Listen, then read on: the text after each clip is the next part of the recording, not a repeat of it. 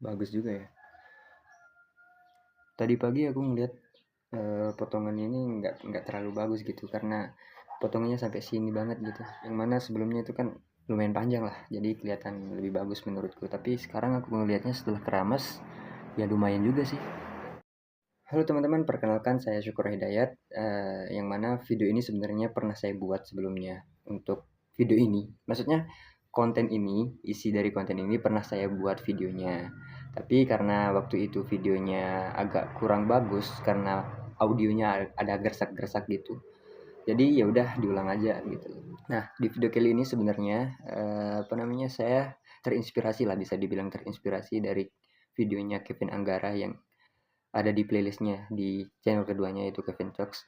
Video kayak menggambarkan apa aja sih yang dia lakukan selama setahun itu gitu. Nah, konten ini adalah merangkum apa saja yang saya lakukan selama setahun belakangan ini. Dan kenapa namanya catatan Juni? Ya karena saya ulang tahun di bulan Juni gitu. Jadi saya akan merangkum apa saja yang saya lakukan di umur saya sebelumnya, yang mana di saat ini saya berumur 20 tahun dan akan merangkum umur saya di 19 tahun yang kemarin gitu. Nah, catatan Juni ini juga akan membicarakan tentang ya apa aja yang saya bisa ambil pelajaran lah selama di tahun ini gitu. Kan Juni itu pertengahan tahun kan ya. Jadi apa saja yang bisa saya ambil pelajaran di pertengahan tahun ini gitu. Nah, langsung saja, apa saja yang saya lakukan selama setahun ini. Oke, yang pertama di sini saya sebenarnya sudah mencatat skripnya gitu supaya apa yang saya omongkan di video bisa tersampaikan dengan baik dan ringkas gitu. Oke, yang pertama saya lakukan waktu itu adalah mulai menulis di blog. Saya nulis di Blogspot, di Medium juga gitu. Saya mulai menulis untuk dipublish ke orang lah gitu. Sebenarnya saya sudah mulai menulis sejak SMA ya, sudah mulai menulis. Bahkan sejak SMP udah mulai suka-suka nulis gitu lah di buku, pakai buku catatan gitu. Nulis-nulis, dan saya menyadari kalau saya cuma nulis di buku catatan yang mana hanya saya yang bisa membacanya, ya kayaknya agak kurang deh. Kayaknya saya butuh tanggapan dari orang lain gitu. Misalnya tulisan saya tentang kekerasan seksual misalnya. Saya butuh tanggapan dari orang lain, feedback dari orang lain supaya tulisan saya bisa menjadi lebih baik gitu. Yang mana tujuan dari menulis itu sebenarnya adalah menyampaikan keresahan-keresahan saya selama saya hidup gitu. Apa saja sih yang saya rasain hari ini, ya udah ditulis gitu. Kemudian di-up di media, kemudian dikasih feedback sama orang gitu. Rasanya cukup membahagiakan gitu. Seperti itu. Dan sekarang sudah cukup banyak tulisannya, walaupun nggak sebanyak orang-orang ya. Orang-orang yang maksudnya dalam artian yang memang pengen jadi penulis gitu. Ya menurut saya ya udah nulis aja, nggak ada cita-cita buat menjadi penulis juga gitu. Dari kecil cita-citaku apa sih, nggak ada gitu. Dan dengan video ini juga bukan berarti saya ingin menjadi content creator ya, tapi ya sebagai pemantik untuk memori saya di masa depan aja sih.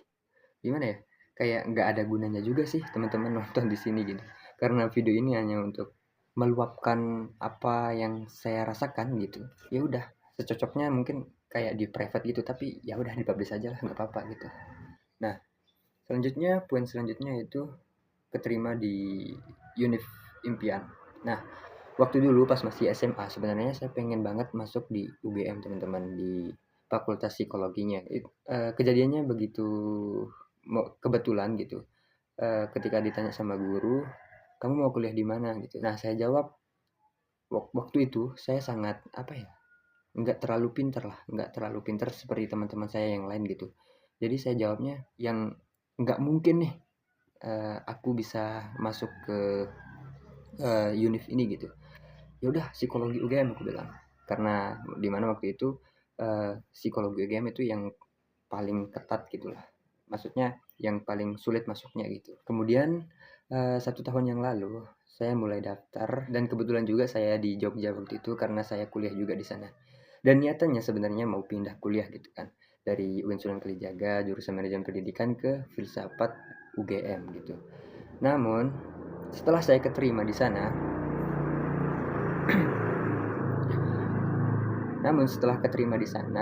ternyata yang terjadi adalah saya memilih untuk kuliah 2 aja deh, nggak apa-apa gitu. Karena saya mendapatkan UKT 0 gitu. Bukan berarti saya dapat beasiswa ya, karena di UGM itu sistem UKT-nya kayak sistem UKT silang gitulah. Kayak yang penghasilan orang tuanya tinggi, UKT-nya tinggi gitu, begitu juga sebaliknya gitu. Nah, dengan saya mendapatkan UKT 0 itu, eee, kita berlanjut ke poin kedua yaitu kuliah double degree. Nah, maksudnya saya mengambil kuliah 2 nih, gitu. Saya kuliah 2 di UIN Sunan Kalijaga itu manajemen pendidikan dan di UGM itu ambil filsafat gitu. Kenapa ambil filsafat?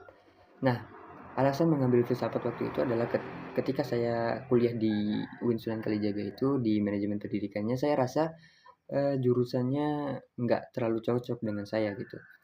Kayaknya jurusan ini bukan untuk aku deh gitu.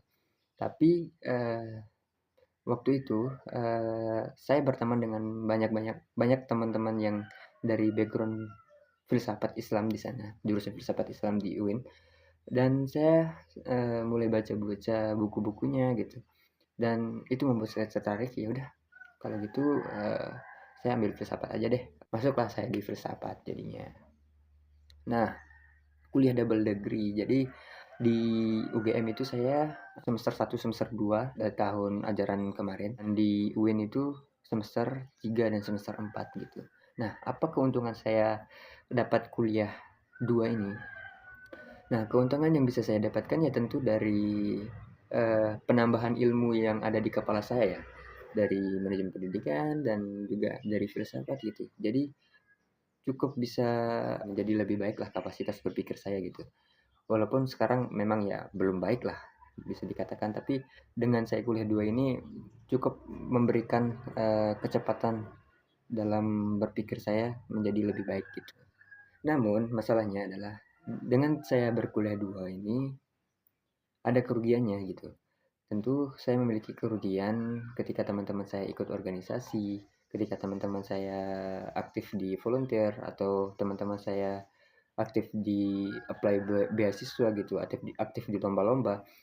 Saya justru tidak bisa mengimbangi teman-teman saya yang seperti itu gitu. Itulah kerugian dari yang saya kuliah 2 ini gitu. Yang mana teman-teman saya tuh bisa kuliah dengan efektif. Sedangkan saya dengan berkuliah 2 ini tidak bisa seperti teman-teman saya, tidak bisa seefektif teman-teman saya gitu. Saya tidak terlalu aktif dalam organisasi walaupun saya sebenarnya ikut organisasi juga. Saya tidak terlalu aktif dalam kegiatan UKM walaupun saya juga ikut di UKM. Saya tidak bisa apa namanya? Terlalu aktif dalam magang walaupun saya ikut magang. Saya juga tidak bisa keterima beasiswa karena memang ya apa ya? Kan kebanyakan beasiswa sekarang itu penilaiannya dari lomba-lomba gitulah ya. Jadi agak tidak terlalu sebaik teman-teman saya gitulah dalam berkuliah ini gitu. Seperti itu. Kemudian poin keempat. Nah, poin keempat di sini saya akan menyampaikan apa saja yang saya dapatkan setelah belajar filsafat. Ini sebenarnya pelajaran 6 bulan saya belajar filsafat ya. Yang mana kemarin Irwandi mengatakan bahwa sebenarnya jurusan filsafat itu sebenarnya harus dihapus gitu. Harus dihapus kenapa? Karena tidak memiliki pekerjaan linear dengan jurusannya atau kebanyakan filsafat itu diomongin di Menara Gading gitu, tidak membumi gitu. Nah, sebenarnya setelah saya belajar filsafat selama 6 bulan itu yang saya rasakan. Ketika saya belajar filsafat, ekspektasi saya tentang filsafat itu ibu semua ilmu dan saya bisa mengabaikan ilmu-ilmu lain gitu. Itu terpatahkan, teman-teman. Ketika saya belajar filsafat, malah saya menemukan bahwa saya membutuhkan ilmu lain juga gitu. Nggak bisa nih, saya cuma belajar filsafat. Saya juga membutuhkan ilmu biologi kah, ilmu fisika kah, ilmu matematika kah. Itu saya butuhkan ketika saya belajar filsafat gitu. Karena filsafat ini mengintegrasikan semua ilmu saya, kalau bisa saya bahasakan ya. Ya, ia melahirkan semua ilmu-ilmu itu gitu. Dan itulah keuntungan saya ketika saya mendouble degreekan filsafat, itu menduakan filsafat itu. Ketika saya belajar filsafat, di lain sisi juga saya belajar manajemen pendidikan sehingga saya mendapatkan dari dua ilmu gitu kan. Maksudnya dari dua sumber yang membuat saya bisa memfilsafatkan pendidikan atau mempendidikan filsafat seperti itu. Namun saya tidak setuju dengan statement Ferry Irwandi kalau menghapus filsafat ya. menghapus jurusan filsafat. Karena menurut saya kalau kita menghapus jurusan filsafat itu, lalu ya siapa yang akan mengembangkan filsafat? Siapa yang akan membuat kurikulum tentang filsafat di jurusan-jurusan lain yang mana setiap jurusan itu pasti belajar tentang filsafat gitu. Bahkan di manajemen pendidikan ini aja kemarin saya mendapatkan tiga mata kuliah tentang filsafat gitu di semester 1, di semester 2, semester 5 nantinya. Kemudian apa saja yang saya pelajari dari filsafat? Yang kedua yaitu saya bisa lebih menghargai orang lain gitu. Saya bisa menjadi lebih toleransi. Bukan berarti sebelumnya saya tidak menghargai toleransi ya. Tapi ketika saya belajar filsafat saya lebih lebih tenang ketika menghadapi perbedaan-perbedaan gitu. Karena di filsafat saya diajarkan kalau memang perbedaan pendapat atau perbedaan istilah yang digunakan orang itu adalah suatu hal yang biasa gitu. Bisa saja statement A dan statement B itu sama-sama benar, bisa saja statement A aja yang benar atau statement B aja yang benar atau bahkan statement A dan statement B itu tidak ada yang benar gitu. Seperti itu. Saya lebih menghargai perbedaan-perbedaan seperti itu. Itulah yang saya dapatkan dari filsafat.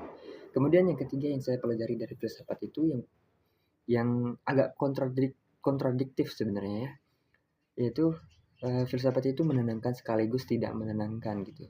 Menenangkannya gimana? Ketika saya belajar filsafat, banyak nih kutipan-kutipan dari para filsuf itu untuk menghadapi kehidupan yang sekarang gitu. Walaupun misalnya Socrates gitu, yang hidup 300 bahkan 500 400 sebelum Masehi, eh, mampu saya gunakan pemikiran Socrates itu di kehidupan yang sekarang seperti itu. Itu cukup menenangkan bagi saya karena problem solving untuk saya hadapi di era sekarang itu menjadi lebih lebih optimal seperti itu. Namun filsafat juga membuat saya tidak menenangkan. Ketika saya belajar Descartes misalnya, aku berpikir maka aku ada. Itu kan pertanyaan tentang eksistensi ya atau keberadaan kita sebagai manusia itu. Kenapa saya harus hidup gitu? Itu yang membuat saya berpikir seperti itu gitu ketika saya belajar filsafat. Itulah membuat saya tidak tenang seperti itu. Oke, selanjutnya kenapa lah nih HP? Astagfirullah. Setelah 6 bulan belajar filsafat yang mana backgroundnya adalah tahun kemarin 2024, selanjutnya kita belajar 6 bulan di tahun ini. Ini masuknya ke refleksi ya, refleksi atau pembelajaran apa yang saya dapatkan selama 6 bulan di tahun ini gitu. Setengah tahunnya, refleksi setengah tahun lah bisa kita bilang seperti itu. 6 bulan setelah kuliah double degree di kuadran kedua, saya mendapatkan banyak sekali pembelajaran. Apa yang saya dapatkan selama 6 bulan ini? Penolakan, Pak. Terlalu banyak penolakan di tahun ini, tidak seperti tahun kemarin. Kalau tahun kemarin mungkin saya masih bahagia karena saya keterima di UGM, Pak. Itu adalah kebahagiaan yang sangat sangat-sangatlah di diri saya gitu. Tapi ketika di kuadran keduanya ini, saya merasakan kok ditolak mulu ya. Misalnya saya daftar beasiswa, daftar di volunteer, daftar di organisasi, bahkan di BEM UGM kemarin. Kemudian daftar di banyak lah. Aku banyak daftar kemarin, bahkan lebih dari 7 kalau nggak salah. 7 tempat aku daftar tidak ada yang keterima gitu. Itu membuat saya kok hidup gini amat ya gitu. Kok ditolak mulu ya gitu. Seperti itu guys. Ya ada kalanya kita kita ngedown lah, mental kita ngedown lah gitu ya. Ya tergantung permasalahannya juga sih yang bikin ngedown teman-teman. Nah ini membawa kita ke poin selanjutnya yaitu insecure. Nah ketika saya ditolak dengan begitu banyaknya pendaftaran yang saya lakukan, baik itu di beasiswa, magang, volunteer, dan organisasi dan lain sebagainya, itu membuat saya menumpuk di kepala saya yang pada akhirnya membuat saya insecure gitu. Saya mulai insecure, mulai menyadari, oh ternyata saya tidak sebaik orang-orang ya. Kok bisa ya orang-orang keterima di sana, padahal aku juga nggak terlalu buruk loh gitu. Ngerasanya kayak gitu. Apakah aku tidak sebaik orang-orang itu gitu? Makanya dari kemarin aku dari apa namanya, di 6 bulan ini saya nggak pernah buka story teman-teman saya gitu. Karena yang pasti mereka mengupload pencapaian-pencapaian mereka di media sosial gitu kan. Ya seperti itulah kehidupan gitu. Nah, namun walaupun saya merasakan insecure itu ada beberapa hal yang bisa saya sadari ketika saya apa namanya, mengalami penolakan-penolakan itu, teman-teman.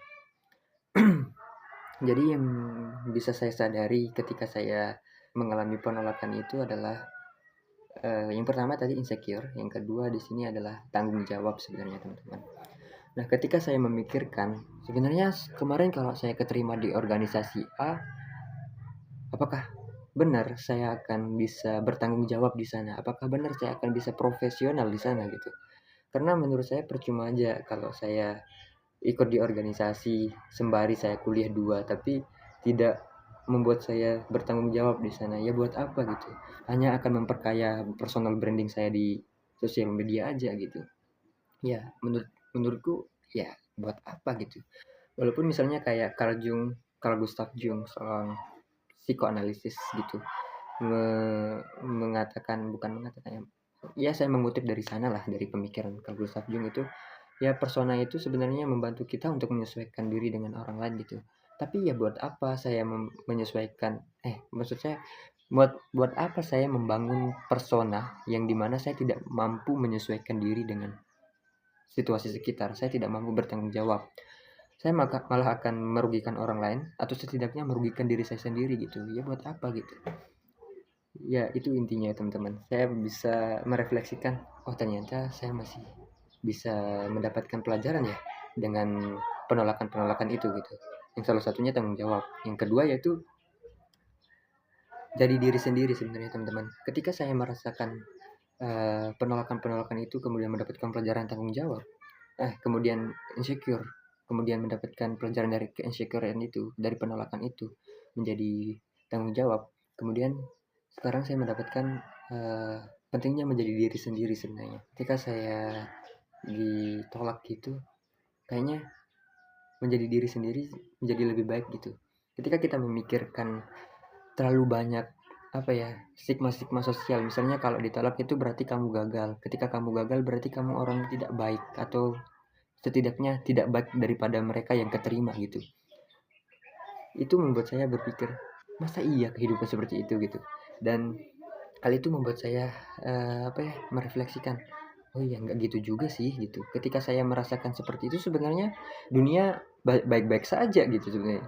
Sebenarnya ketika saya ditolak ya dunia tetap berputar gitu, tidak ada yang kecewa, hanya diri saya aja yang kecewa gitu. Sehingga konstruk pemikiran saya itu sebenarnya harus diubah seperti itu gitu. Ya dunia baik-baik aja gitu, menjadi diri sendiri aja gitu. Ya udah, apa yang aku punya sekarang ya udah disyukurin aja, apa yang nggak belum dipunya ya udah ngapain dipikirin gitu. Seperti itu teman-teman, menjadi diri sendiri gitu.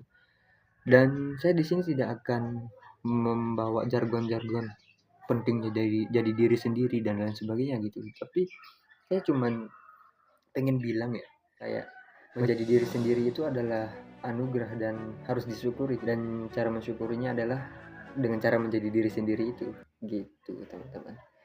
Ya, itulah yang saya pelajari dan yang saya alami selama setahun ini dan di pertengahan tahun ini, di catatan Juni. Ya, terima kasih teman-teman sudah menonton. Sampai jumpa. Wassalamualaikum warahmatullahi wabarakatuh. Salam syukur hidayah.